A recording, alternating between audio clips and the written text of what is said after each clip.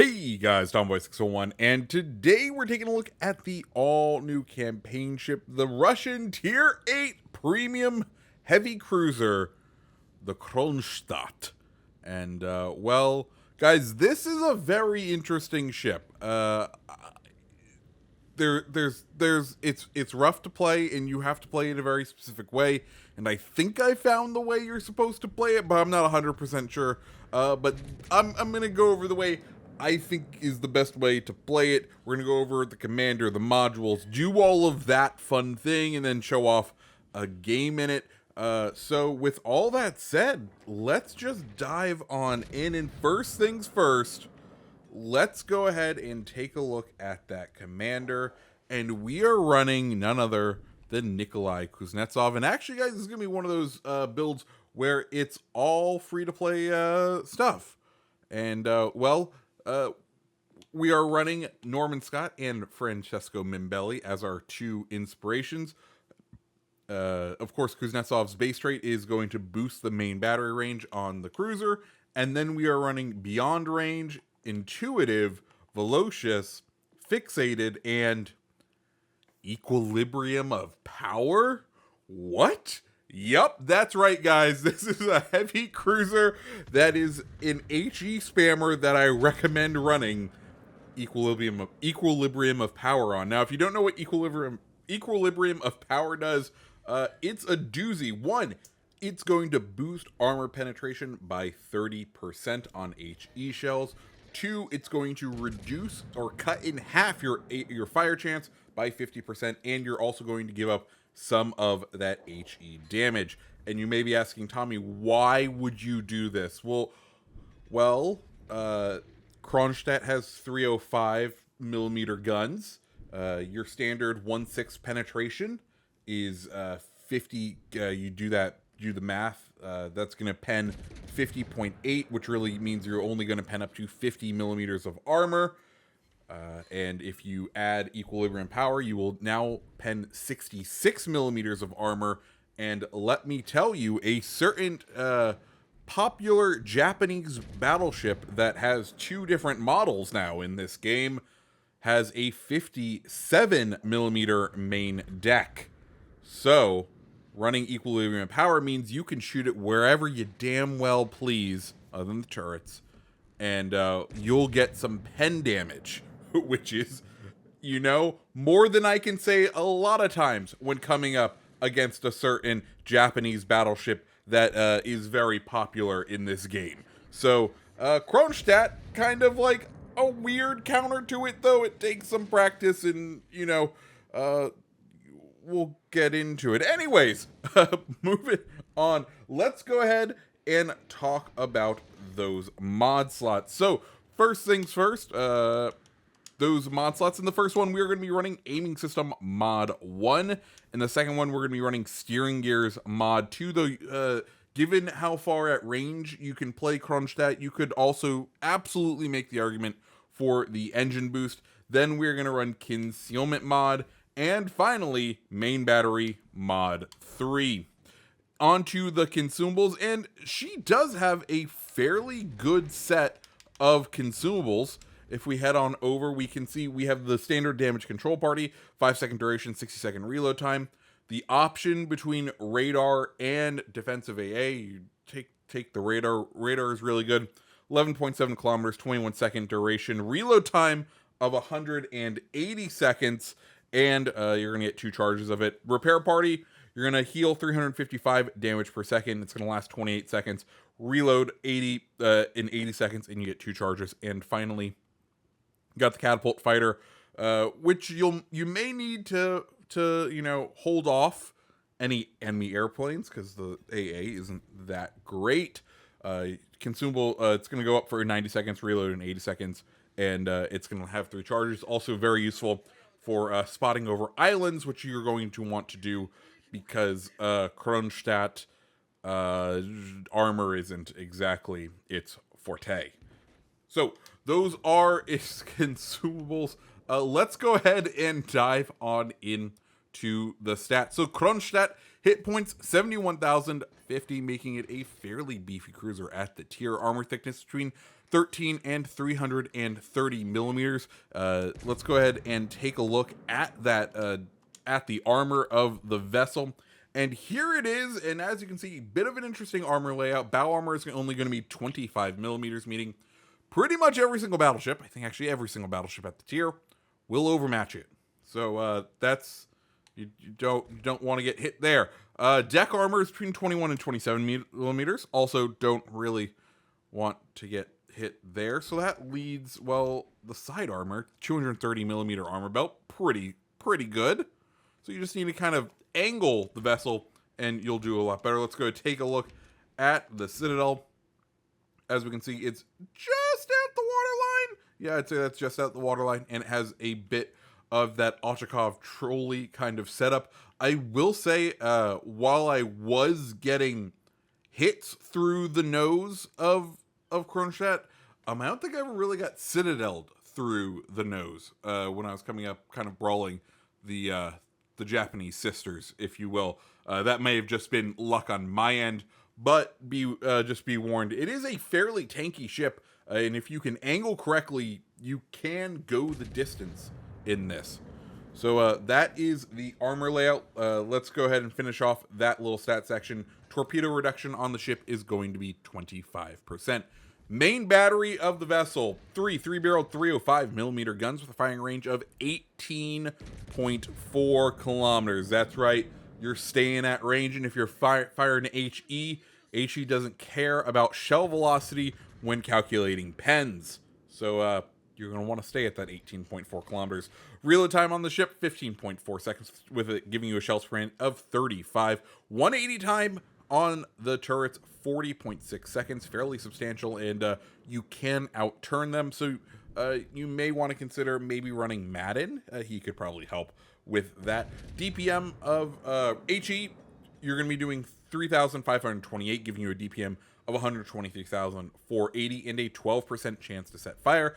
Remember, if you're not running the EOP perk, you're going to have a 24% chance of fire, which is fairly substantial, and I think you can also do fairly well just HE slinging on this ship. AP damage, 9,000, giving you a DPM of 315,000. Secondaries, you're going to have 4 2-barreled 100 millimeters and 4 2-barreled 152s. Those 100 millimeters, both of them are going to have the range of 5.2 kilometers. Those 100 millimeters are going to reload in 3.8 seconds, do 1,400 damage, and have a 3% chance to set fire. Those 152s, 8-second reload, 2,200 damage, and a 6% chance to set fire, giving you a total secondary DPM of 308,842.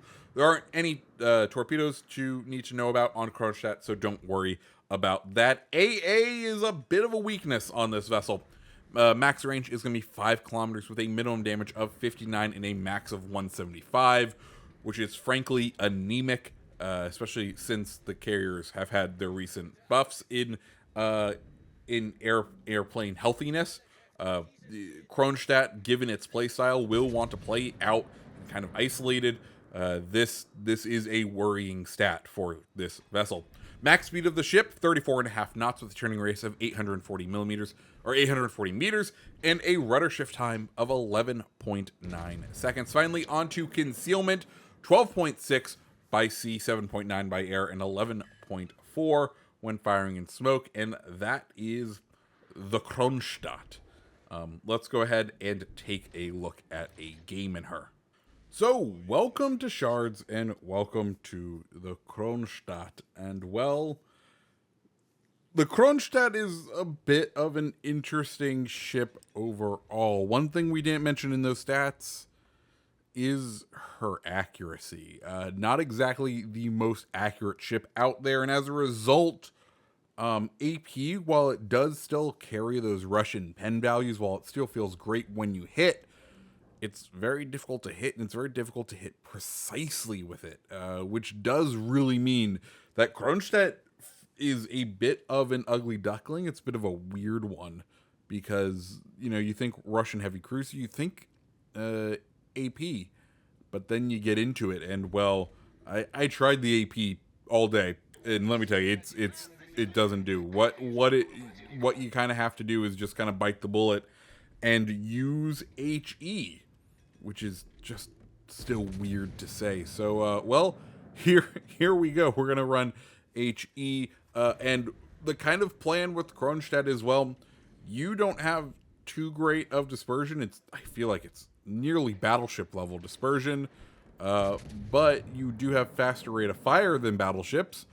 and well, you're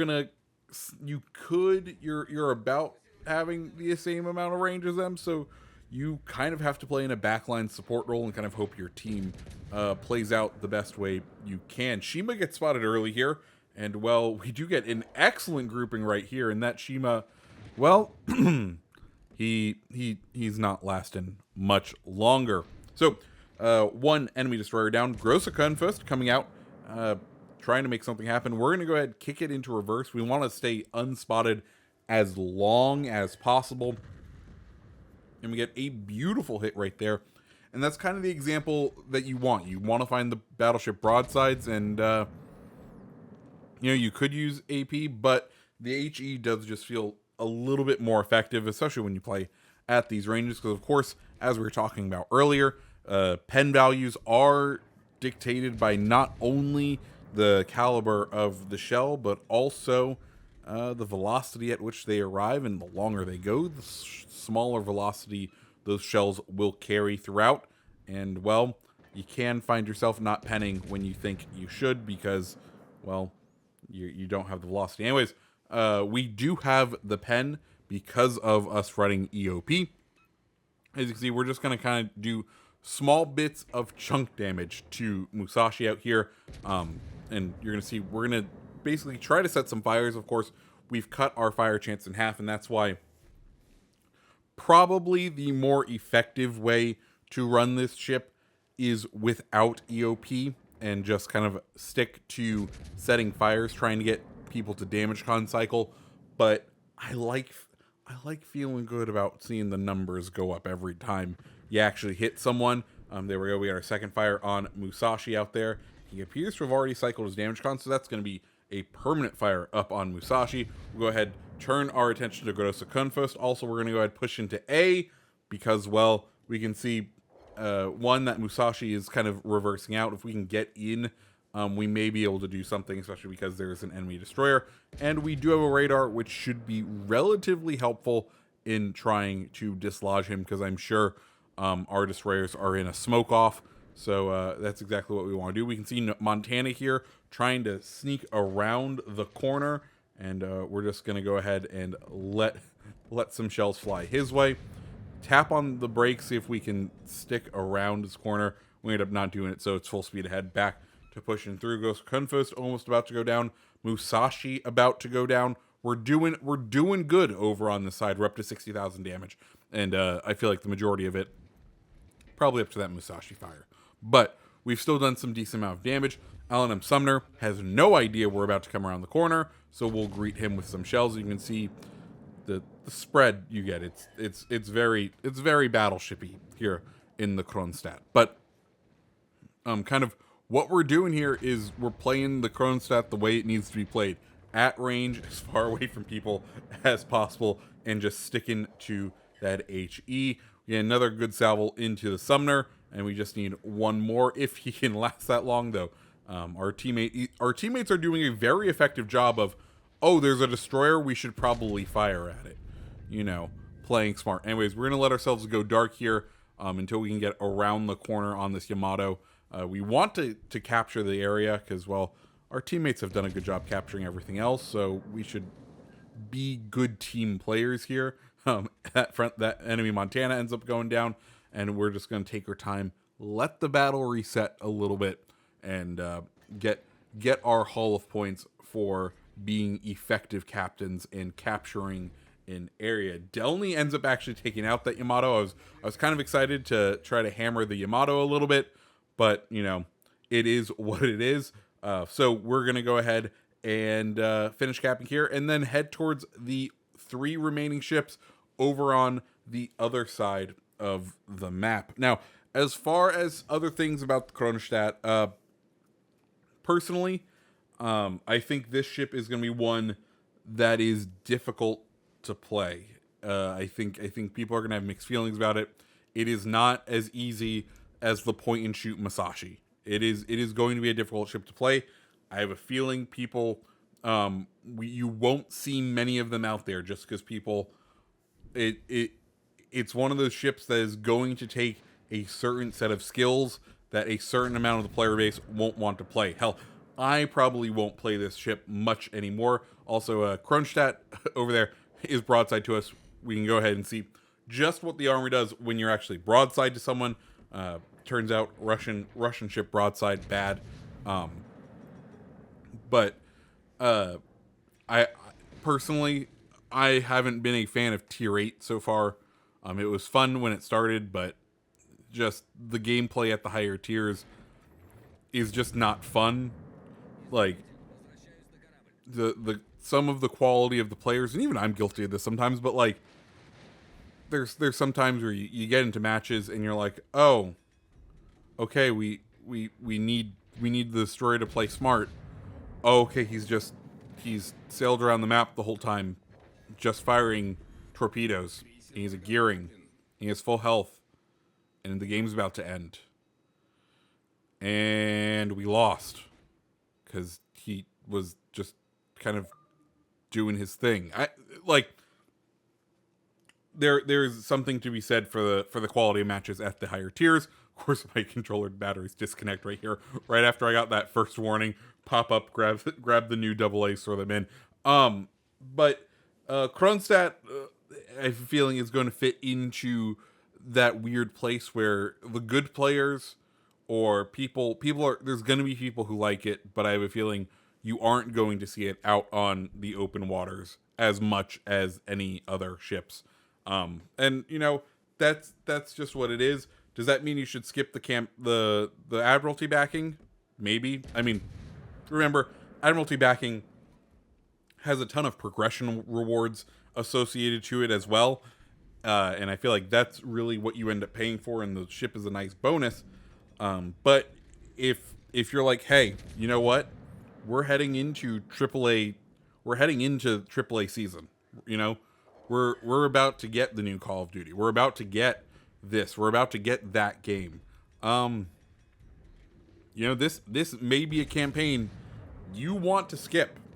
Now, no saying that they don't buff the Kronshtadt into something completely different at some point, but this is one of those ships where I think I would probably think about skipping it at the end of the day. I don't think I would end up playing. I'm gonna end up playing it much. And if I had my eye and I had if I had my eye on other games and I had a tight budget right now, this seems like a good candidate to miss out on. But that's just me. Republic goes down. That goes ahead, ends the match. We end up mid 2000s, I think, with XP. So an okay game. So guys, that's the Kronshtadt. Fun ship, interesting ship because it's an HE spamming heavy cruiser that you run EOP on. But one I don't think is going to end up being too popular with the player base. Guys, what do you think? Let me know down in the comments below. And as always, I hope you have a fantastic rest of your day. See ya.